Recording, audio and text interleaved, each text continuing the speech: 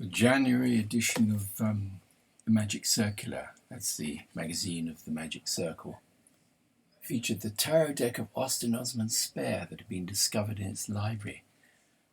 And I was very thrilled by that because it took me back to the early 70s when I first came across Austin Spare. Now, quite a lot of people ask me about those, very early days when I first heard about him. I first heard about him through this book, Ritual Magic in England by Francis King, which I bought early in 1970. And it had this chapter, A New System of Magic, which of course attracted me as a young trendy. And there's a very brief description of a friend of his meeting Austin Spare, and a paragraph about his magic and regard the construction of what he called alphabetical sigils, the most important of these. Now, the footnote says, I cannot trace any published account of these new techniques. No doubt Mr. Kenneth Grant's long-awaited book on Spare will supply this want in due course. Now, and then he ends by saying, it would be premature as yet to decide whether or not Spare's new techniques are sufficiently similar to those of the broad magical tradition to be fully assimilated into it. I suspect not, however. Rather, I think it is likely that the conceptual framework of Spare's occult system will always have a certain minority appeal, and will continue to live alongside the main body of the tradition in a somewhat uneasy, peaceful coexistence, probably in much the same way that Zen lives along with more traditional Mahayana Buddhism. To mention Zen, it really appealed to me, this. I had to find out more about this guy. Now, at the time, living in Gloucestershire, I was visiting Gerald York from time to time, and he was the guy who'd made the magical vow to keep the Crowley materials, to collect them, which eventually went to the Warburg Museum. Now, I said, have you got anything on Austin Spare? And he said, oh, pity, because I've given it all to a guy called Kenneth Grant, who was supposed to be doing a book about it, but nothing's come out. Shame. But he could lend me, he had one copy left of the Book of Pleasure. And at the end of October 1970, he lent me this book, and I was fascinated by it. It's really hard to read. A very opaque prose style. But I read it and reread it and reread it, and I remember noting in my diary, I'm beginning to get somewhere with this. And I practiced sigils. And I went looking for other works of his. I remember going around bookshops, have you got anything by Austin Spare? Never heard of him.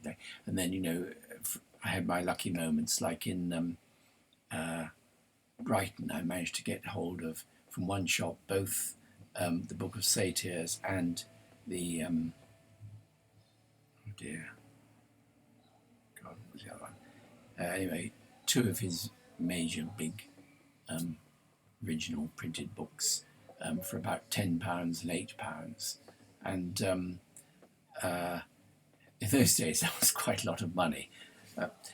So I kept on collecting, and funny enough, oh no, that was later.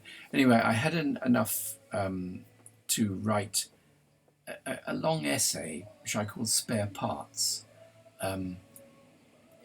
Basically what I did, I thought this stuff is good, but it's taken me a hell of a lot of time to get into it, to try to understand the way he writes. So what I'll do is I'll write an introduction to the Book of Pleasure, going through it chapter by chapter and what I see in it, and maybe drawing a few parallels, like references to the Tao Te Ching and things like that, to help other people to get up to speed quicker. And so I couldn't get a publisher for this until in 1972, I came across a magazine called Agape, issue 2, and it was published in Bath, which wasn't far from where I was living.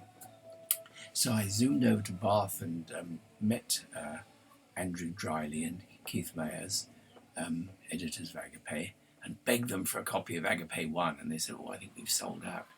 later as I got to know them, they confessed that people had said to them, if you start a little occult magazine, you'll never get beyond the first edition. And so they decided to start with number 2. That was their secret.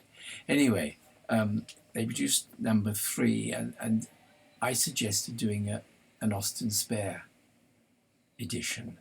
And so I could pay number 4, which came out in, I think it was in 1970, yes, would have been 1973, had my essay Spare Parts in it, and a complete facsimile of my copy of The Anathema of Zos, which was a nice short piece that could go in there.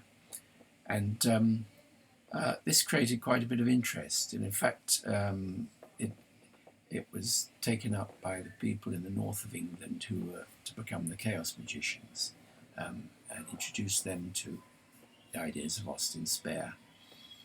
And I continued trying to buy the stuff, but it was beginning to sort of push up in price. I remember one, these wonderful coincidences and magical things that happen.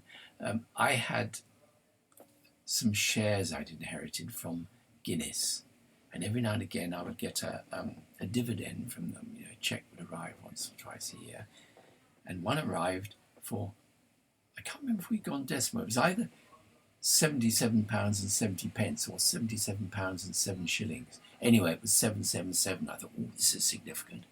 Now I was working in the Minovac Fish and Food, and so I opened the paper, and there Sotheby's was holding a book sale. So I thought, oh, that's a good omen. I'll phone them up, try the usual question. You got anything by Austin Spare? See if they've heard of him. And they said, oh yeah, we've got quite a lot of stuff over here today. Wow! So I went up lunchtime, and looked, and there was beautiful things, including special hand-painted book plates and lovely, leather editions and things like that, and several of his paintings. In fact, I met Kenneth Grant and Steffi Grant because she was looking through the pictures and making knowledgeable comments upon them, and they decided they wouldn't buy anything, but they wished me luck. And I did have one bit of luck because everything went far more, going for sort of £100 type prices, way beyond my means. But one of the things in the catalogue I recognised as an original from the Book of Pleasure, but the cataloguer hadn't recognised that it was a published painting, and so I managed to get it at a much lower price. I paid for something like sort of £20 for it instead of hundreds other things were going for. So that was my bit of luck. But when it came to collecting it at the end of the day, I went to collect my purchase, and they couldn't find it. Embarrassment. And then they realised they'd given it to someone else, another purchaser. And I looked at his name, and it was Awaz. Oh, how weird, Crowley's spirit coming. Actually it was Awaz spelled with a Z at the end. And this guy, Mr. Awaz, owned a sort of Art Deco antique shop nearby, and he was a purchaser, and it got into his hands, but it came back to me. Just it was rather weird to find that I'd been, sort of, as it were, gazumped by Awaz. So anyway, I collected when I could, but that was more or less the end of my being able to buy these books.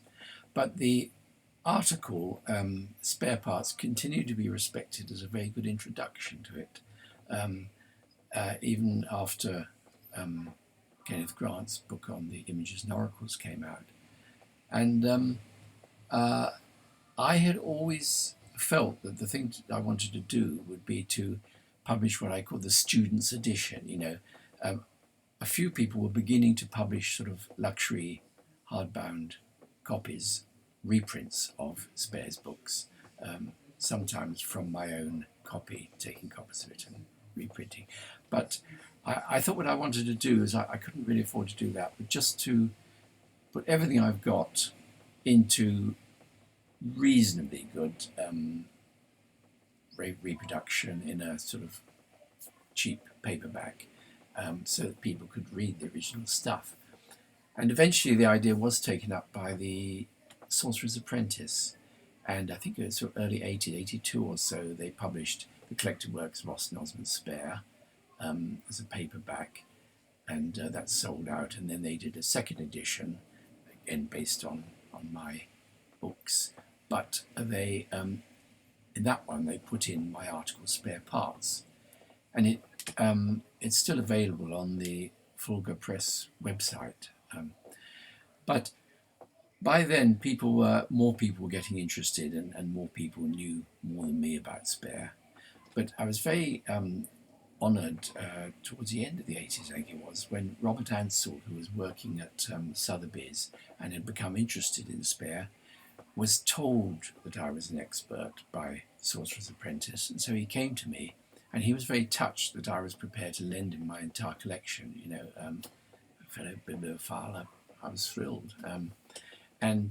So we kept in touch, and I wrote some material for him for some of his early reprints of undiscovered Spare works. So that was it, really. By then, many more people were writing about him, and many more people knew a lot more about him than I did. And eventually, towards the end of the 90s, I was broke, and I had to sell off my collection to raise money. But I had used his pictures in my books. That was a second edition of Sosopome, and the American edition had the well-known picture on the cover.